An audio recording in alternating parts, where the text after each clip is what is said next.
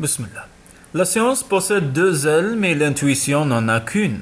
Chaque fois que l'oiseau du doute tente de s'envoler du nid de l'espoir, il tombe à terre car il n'a qu'une aile, celle de l'intuition.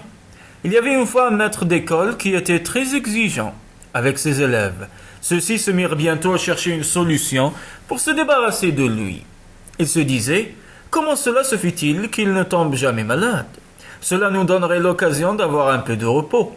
Nous serions ainsi libérés de cette prison que l'école est pour nous. » Un des élèves proposa son idée. « Il faut que l'un de nous dise au maître « Oh mon maître, je trouve que votre visage est bien pâle.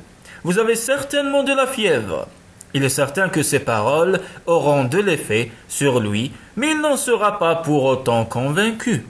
Mais lorsqu'il pénétrera dans la classe, vous direz tous ensemble « Que se passe-t-il, ô maître? Que vous arrive-t-il » Quand un troisième, puis un quatrième, puis un cinquième lui auront répété cette même chose d'une mine attristée, nul doute qu'il sera convaincu.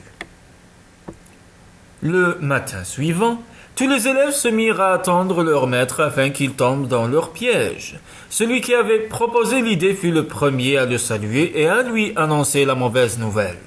Le maître lui dit « Ne dis pas de choses insensées, je ne suis pas malade, regagne ta place. » Mais la poussière du doute s'était infiltrée dans son cœur. Quand tous les enfants, les uns après les autres, se mirent à lui répéter la même chose, il commença à croire qu'il était réellement malade. Quand un homme marche sur un mur élevé, il perd son équilibre lorsque le doute s'empare de lui. Le maître décida alors d'aller se mettre au lit.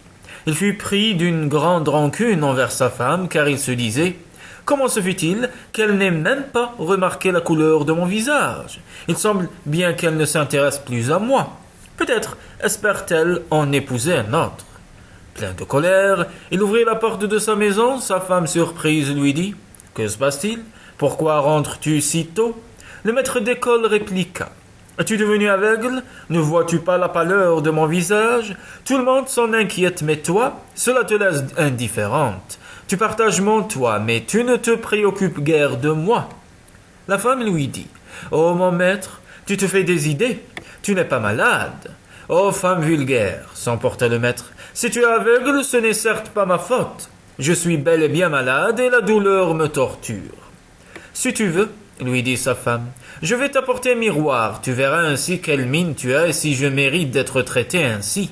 Va-t'en avec ton miroir, va plutôt préparer mon lit, car il me semble que je me sentirai mieux si je m'allonge. » La femme alla donc préparer son lit, mais elle se dit « Il fait semblant d'être malade pour m'éloigner de la maison. Tout cela n'est qu'un prétexte. » Une fois au lit, le maître se mit à se lamenter.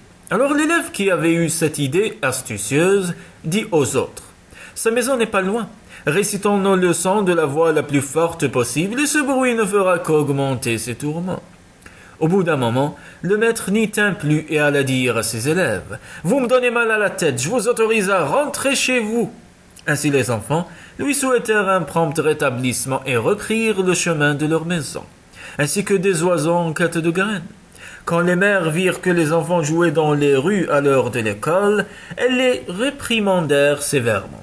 Mais les enfants répondirent « Ce n'est pas notre faute, c'est par la volonté de Dieu, subhanahu, que notre maître est tombé malade. » Les mères leur dirent alors « Nous verrons demain si vous dites la vérité, mais gare à vous si c'est un mensonge. » Le lendemain, les mères des écoliers allèrent rendre visite au maître et elles constatèrent qu'il était gravement malade.